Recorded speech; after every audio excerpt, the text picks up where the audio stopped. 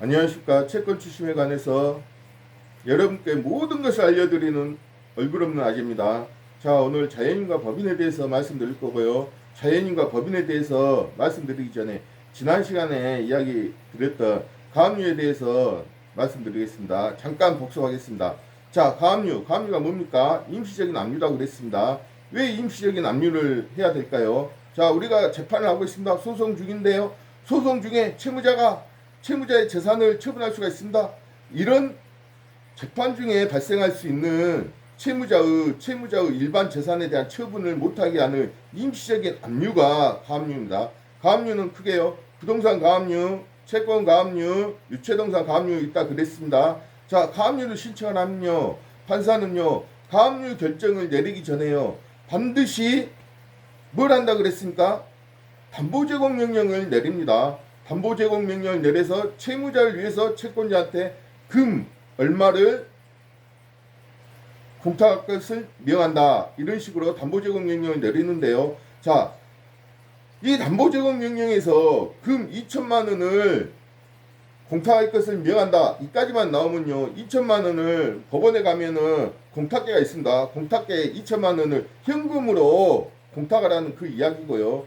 그 밑에 단서조항이 다만 위 금액을 보증금액으로 하는 지급보증 위탁계약을 체결한 문서를 제출할 수 있다. 이런 식으로 들어가면요. 자, 현금 선택을 주는 겁니다. 현금으로 2천만 원을 공탁을 하든지 아니면 서울보증보험에서 보증서를 끊어서 제출을 하든지 선택권을 주는 겁니다. 자, 이거는요.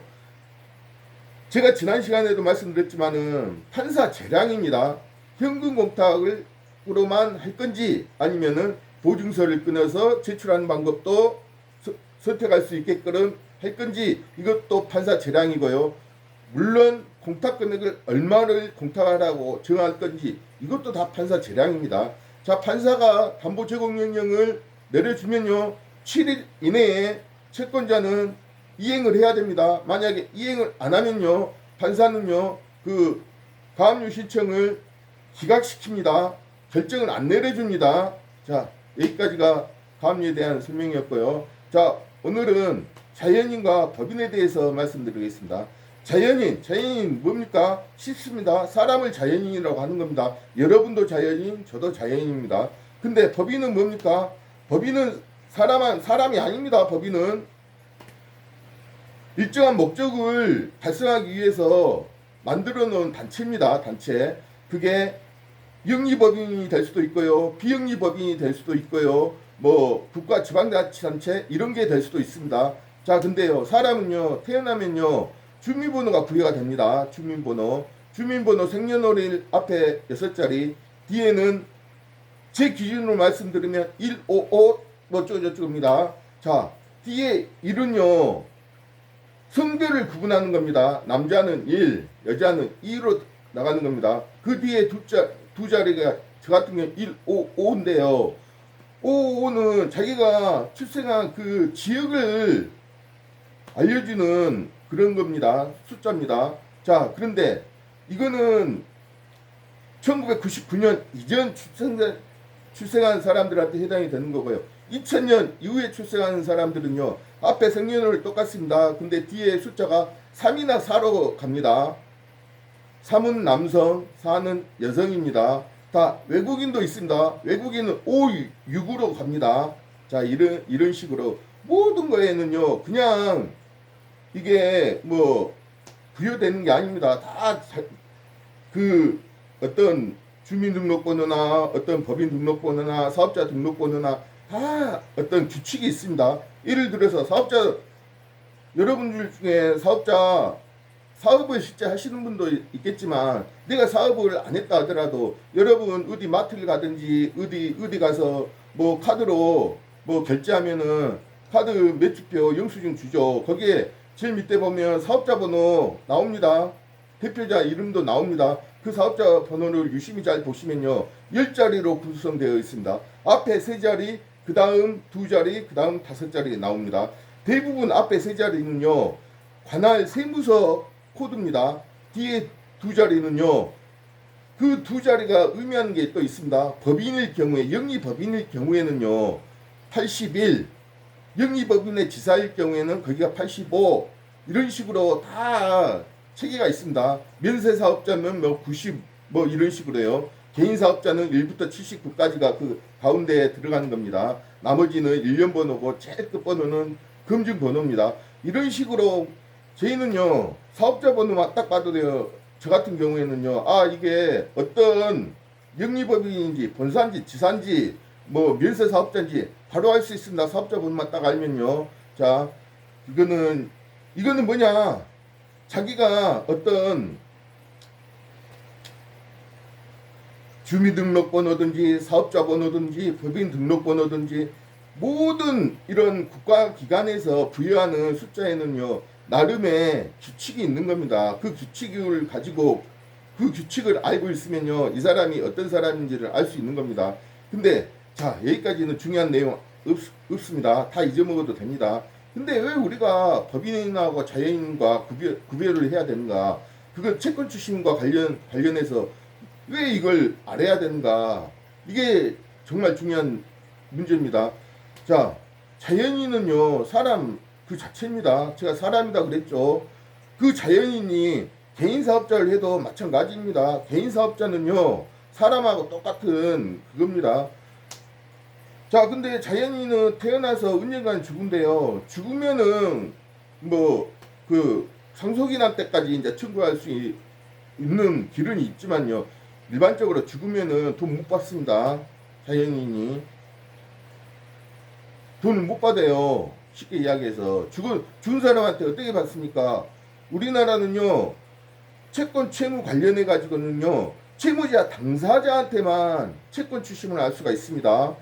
배우자, 부모, 형제, 뭐 자녀 이런 사람한테 일절 대신 독합하라고 말할 수가 없습니다. 말하는 순간 불법이 되는 겁니다. 본인의 제3자한테요 설령 그 사람이 배우자, 부모, 자식 이런 관계일지라도요 그 사람들한테요 채무자 본인의 채무에 대해서 간접적으로라도 알려주면요 이거 다 법으로 걸립니다. 제3자 고지가 돼가지고요 이거는 법으로 불법입니다. 이거 만약에 채무자가요 그런 건을 가지고요 형사화 시키면요 그 채권 출시민은요 처벌받게 됩니다. 중요한 문제입니다. 제3자 고지 절대 안 됩니다. 제3자한테 고지하는 것도 안 되는데 배우자가 됐든 부모가 됐든 자식이 됐든 이 제3자한테 채무 당사자가 아닌 제3자한테 돈 갚으라고 말하는 것은 어떻게 했습니까? 그거는 더더욱 불법입니다. 예? 채무 당사자한테만 변제하라고 할 수가 있는 겁니다. 자, 근데 그 채무자가 죽었어요. 그러면은 돈 못 받는 겁니다. 그 채무자가 여러분 채무자가 죽었을 때요 채무자가요 재산이 많아가지고요 상속자들한테 재산을 많이 줄까요? 아니면 빚이 많아가지고 빚을 더 많이 줄까요? 대부분의 채무자들은요 상속자들 쉽게 이해해서 배우자나 자식들이요 상속 포기 내지는 한정 상속을 합니다. 실제로 자기가 받을 재산보다요 부담할 부채가 더 많기 때문에요 채무가 많기 때문에요 이거 상속 안 받습니다. 현실적으로 채무자가 죽으면 그걸로 끝나는 경우가요 90%입니다. 자, 사람은 이렇게 되는 거고요. 이제 법인으로 가면은 왜 법인을 우리가 생각하냐? 일정 사업 규모가 커지면은 사람이 개인 사업자들도요 법인 전환을 합니다. 법인으로 회사를 신규 설립하든지 법인 전환을 하든지 이런 식으로 가는데요. 법인의 맹점은 이겁니다. 법인은요 그 사업을 실경영하는 실경영자가 따로 있을 수도 있고 대표이사가 실경영자일 수도 있는데요. 이 실경영자와요 별개입니다. 법인과 실경영자 혹은 대표이사 이런 사람들하고는 다릅니다. 여러분이 법인에 돈을 빌려줬든지 아니면 법인에 물건을 공급해줬든지 채무자는 법인입니다. 주식회사 뭐 국민은행 하면 국민은행이 채무자죠. 국민은행의 은행장 뭐 홍길동 이 사람이 채무자가 아닙니다. 대표이사는요, 그 법인의 대표권을 행사할 뿐입니다. 대표이사하고요, 법인하고는 별개입니다. 별개. 법상으로 채권 추심하는 법 입장에서는요, 대표이사한테 채무 변제를 하라고 독촉을 할 수 있습니다. 왜냐? 법인의 대표이사고 대표이사이기 때문에 대표권을 행사하니까 법인은 말 그대로 사람이 아니기 때문에 누군가 법인의 의사결정을 하는 최고 결정권자가 있을 거 아닙니까? 그 사람이 대표이사입니다. 그래서 대표이사한테 채권 추심을 할 수는 있지만 대표이사한테 돈을 당신이 내라, 그거는 또 안 되는 겁니다. 엄밀하게 따지면요. 왜냐? 모르는 사람들은 그냥 뭐 똑같은 거 아니냐 그렇게 생각할 수 있지만요, 엄밀하게 따지면요, 대표이사하고 법인하고는 다릅니다. 그게 언제 정확하게 밝혀지냐면요, 법인 같은 경우에는요, 법인 파산 신청, 법원에 요즘 경기가 어렵습니다. 법인 파산 엄청나게 많습니다. 법인 파산하면요, 그래서 최종적으로 파산 결정 나고 면책 결정, 법인 파산이 돼버리면요, 일단 법인 채무는 그걸로 다 없어지는 겁니다. 법인에 받을 돈 다 없어지는 겁니다.